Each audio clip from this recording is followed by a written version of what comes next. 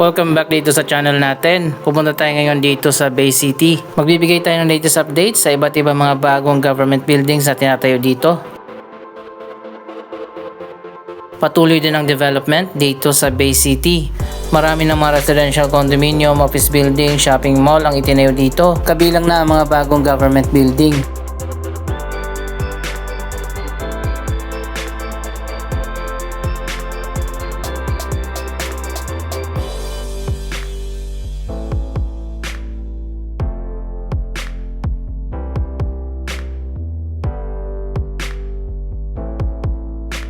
Dito tayo dadaan sa likod para madaanan natin ang ginagawa na bagong headquarters ng COMELEC o Commission on Elections.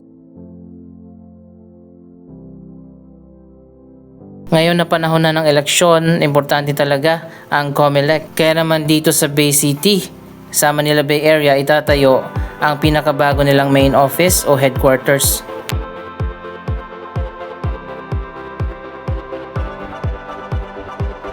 Nagsimula na nga ang construction ng bagong head office ng COMELEC. Malawak din itong area na tatayuan ng building. Siguro malaki talaga or malawak yung building na itatayo nila dito.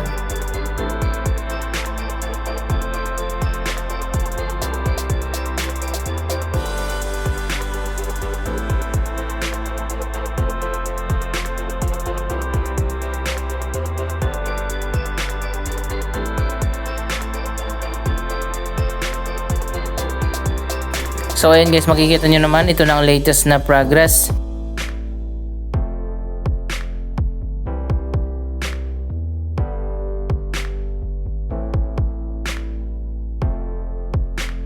Samantala, yung ibang mga government office dito rin napili sa Bay City lumipat pansamantala habang tinatayo pa ang kanilang bagong building, katulad ng NBI o National Bureau of Investigation.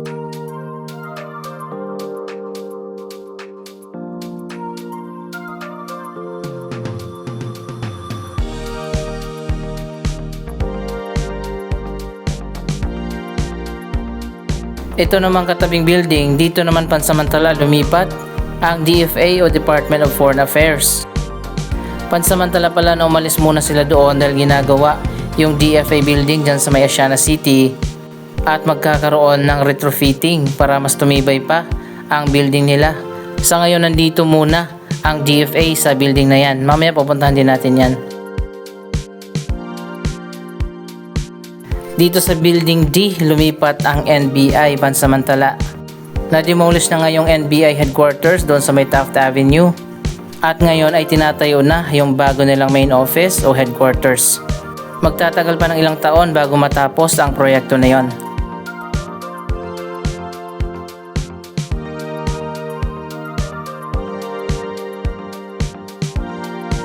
Ito pala yung Philinvest Building D. Dito ngayon nag-oopisina ang NBI.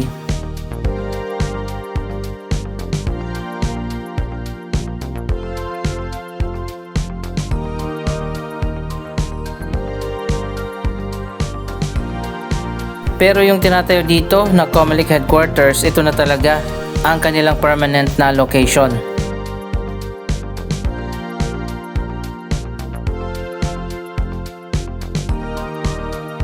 Katabi naman ang COMELEC building, dito na rin ang permanent na location at headquarters ng PRC o Professional Regulatory Commission.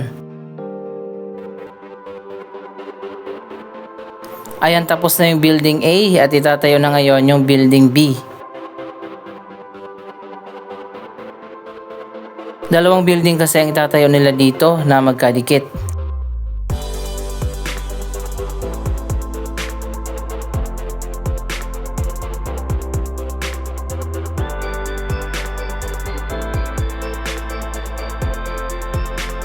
So ayan guys, ito na pala yung building A, matatapos na.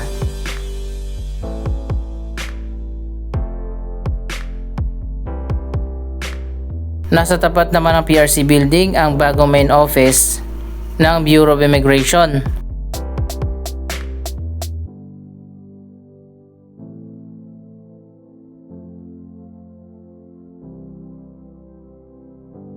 Mas nauna pala na itinayo ang Bureau of Immigration main office.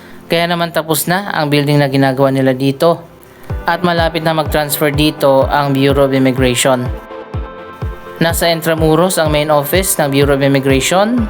Pati ang main office ng COMELEC ay nandun din sa Intramuros. Pero kapag natapos na ang building dito, lilipat na rin sila.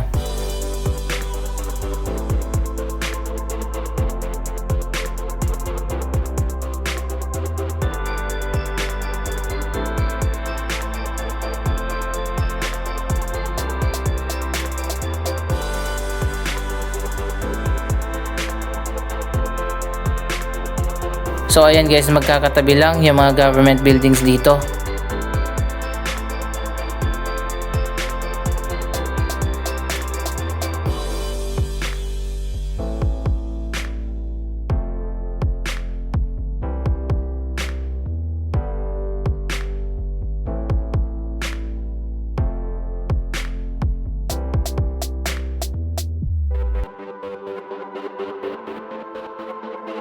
Maswerte din ang Bay City dahil dito nga lumipat ang ilang mga gusali ng gobyerno at lalong mas maraming tao ang pupunta dito.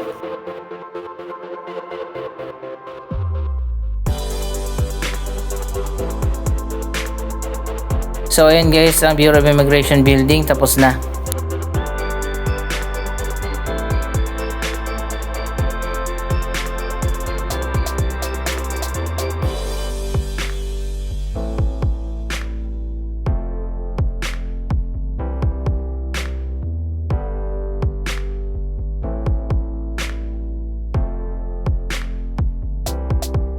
Maganda rin kasi ang pagkagawa ng mga building dito sa Bay City, lalong-lalo na itong Double Dragon Plaza. Magandang design at layout ng mga building pati na dito sa labas ang mga walkway. Kahit na ang mga building dito ay hindi matataas dahil nga merong height limit.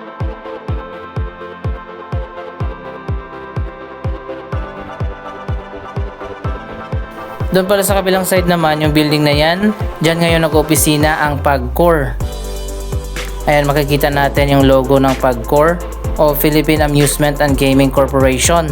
Itatayo pa lang kasi yung bago nilang main office sa tapat ng airport.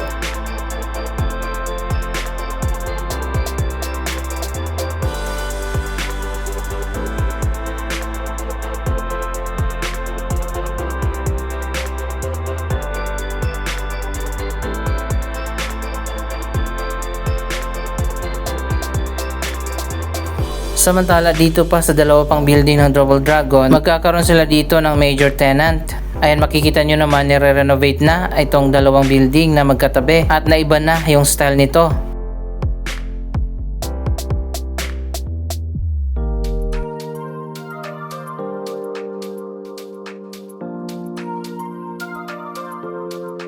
Ang major tenant pala dito ay ang Ascot.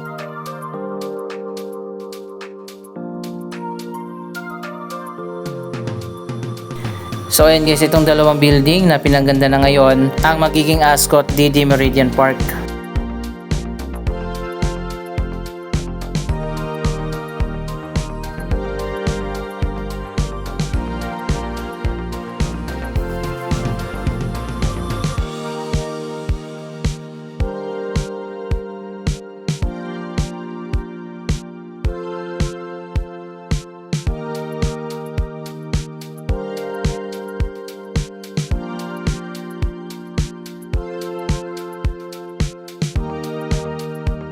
Ayan, nilagyan na nila dito ng lobby at entrance area. Mas okay din dito dahil malapit lang sa airport.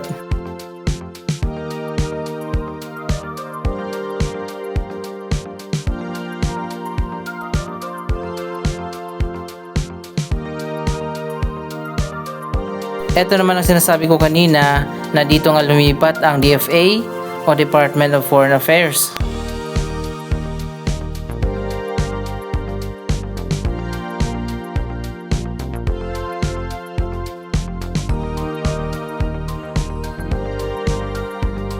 Ayan, eto naman yung bago nilang building. Hindi ako sigurado kung temporary lang ba sila dito or ito na talaga yung magiging opisina nila.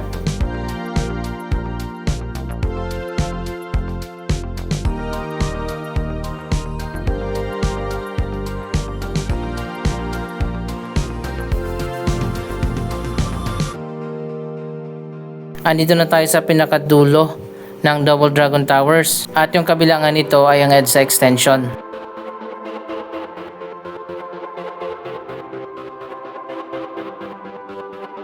May giant statue pala dito sa gilid ng Double Dragon Plaza.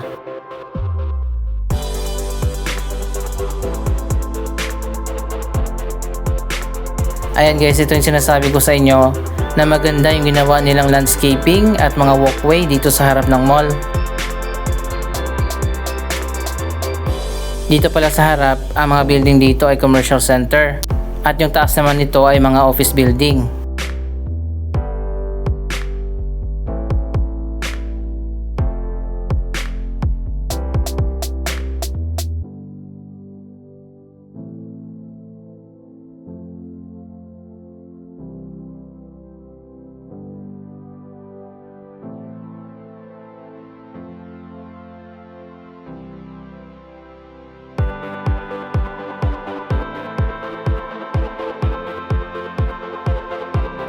Ang Double Dragon Company ay pagmamayari ng Jollibee Foods Corporation owner na si Tony Tan Kak Chong at ang business partner niya na si Injap Sia, ang founder ng Mang Inasal na binili ng Jollibee ang majority shares.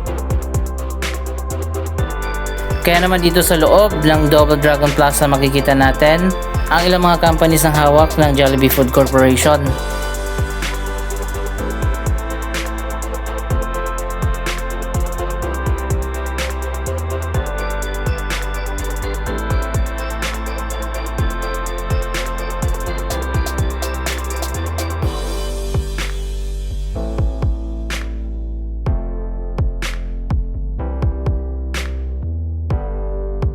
May isa pang giant statue dito, doon naman sa taas ay nilagay.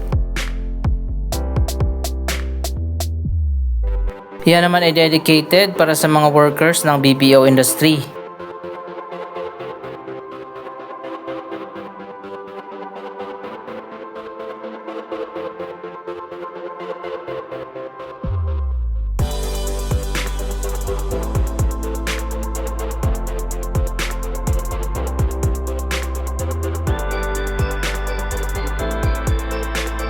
Mas maganda yung ginawa nilang landscaping dito kumpara dun sa kabila sa Metro Park.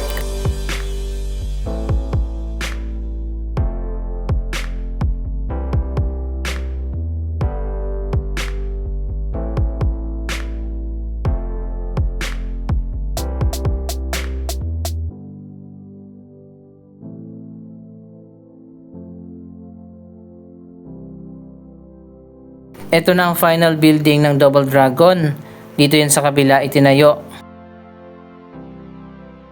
Ito naman ang DD Meridian Plaza na ngayon ay tapos na. Napakaganda rin pala ng building na yan.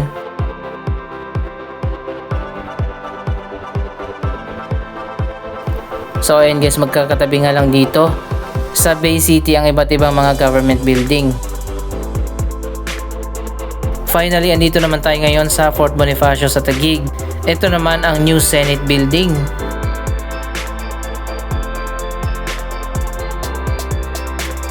Ongoing pa rin ang construction nito at hindi pa tapos.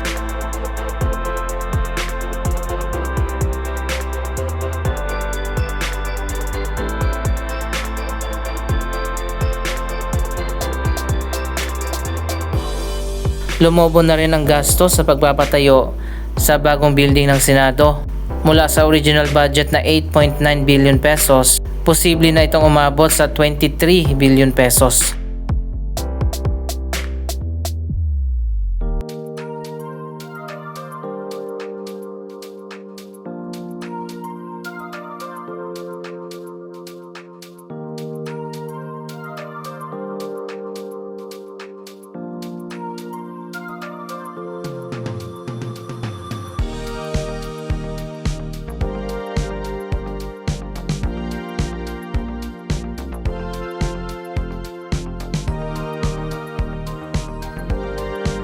Ayon pa sa latest update ng Senate, baka sa year 2027 pa matapos ang proyektong ito. Anong masasabi nyo sa mga bagong government buildings natin? Mag-comment lamang dyan sa baba ng inyong mga reaksyon. Maraming salamat sa inyong panonood. Huwag kalimutan na i-share ang video ito at mag-subscribe Para sa daily updates, thank you for watching.